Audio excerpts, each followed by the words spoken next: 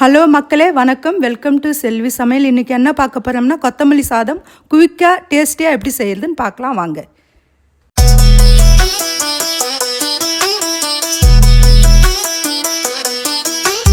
தேவையான பொருட்கள்: சாதம் வடித்து வச்சுருக்கேன், 2 கைப்பிடி அளவு கொத்தமல்லி, 2 பச்சை மிளகா, 1 துண்டு இஞ்சி, 6 பல் பூண்டு, 2 பீஸ் தேங்காய், 1/4 டீஸ்பூன் மஞ்சத்தூள்.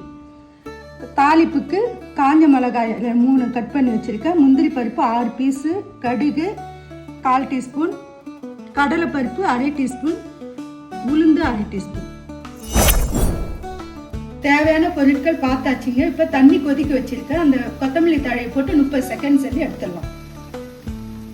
நல்லா கொதிக்குது பாருங்கள். இதில் நான் பூரா முக்க போகிறேன். 30 செகண்ட் எடுத்துடலாங்க. 30 செகண்ட் ஆயிடுச்சுங்க. இப்போ எடுத்து ஐஸ் கியூப் தண்ணியில் போட்டுடலாம் வாங்க. ஐஸ் தண்ணியில் போட்டாச்சு பாருங்கள் கொத்தமல்லி தழையை. இப்போ எடுத்துடலாம் வாங்க உடனே வாங்க. இப்போ ஒரு மிக்ஸி ஜாரி எடுத்துக்கலாம். தட்டில் இருக்கிறது கிண்ணத்தில் இருக்கிற கொத்தமல்லிலாம் போட்டு குறவரப்பாக அரைச்சிட்டு வந்துடலாம். இப்போ போட்டாச்சுங்க வாங்க, குறவரப்பாக அரைச்சிட்டு வந்துடலாம்.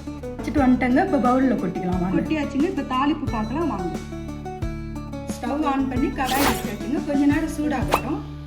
கடாய் சூடாகிடுச்சுங்க. நான் 1 டீஸ்பூன் நெய், 2 டீஸ்பூன் எண்ணெய் விட போகிறேன்.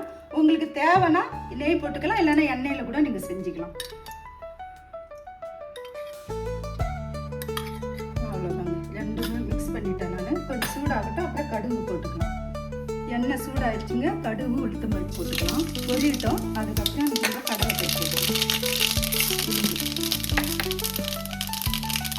கடுகு பொரிஞ்சிருச்சுங்க. இப்போ கடலை பருப்பு போட்டுக்கலாம். அதுவும் கொஞ்சம் நேரம் கடலை பருப்பு பொன்னிறமாக ஆயிடுச்சுங்க. இப்போ காஞ்ச மிளகாவும் நம்ம முந்திரி பருப்பு ஒன்றா சேர்த்துக்கலாம். லோ ஃப்ளேமில் வச்சு எல்லாத்தையும் வளர்த்து போகிறோம். இப்போ எடுத்து வச்சுருக்கோம் மஞ்சத்தூள் இதெல்லாம் போட்டுக்கலாம். போட்டு பிடிச்சி நம்ம அரைச்சி வச்சு விழுத சேர்த்துக்கலாம். எல்லாமே லோ ஃப்ளேமில் வச்சு நம்ம பண்ணணும். ஐஸ்லையும் போட்டாச்சு. இப்போ தேவையான அளவுக்கு உப்பு போட்டுக்கலாம்.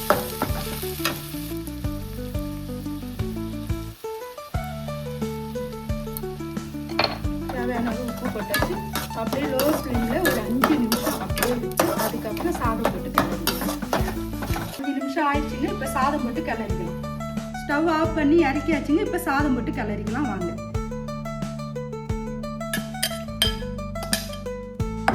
சாதம் போட்டு கிளறியாச்சுங்க. இப்போ ஒரு பிளேட்டில் மாற்றிக்கலாம் வாங்க.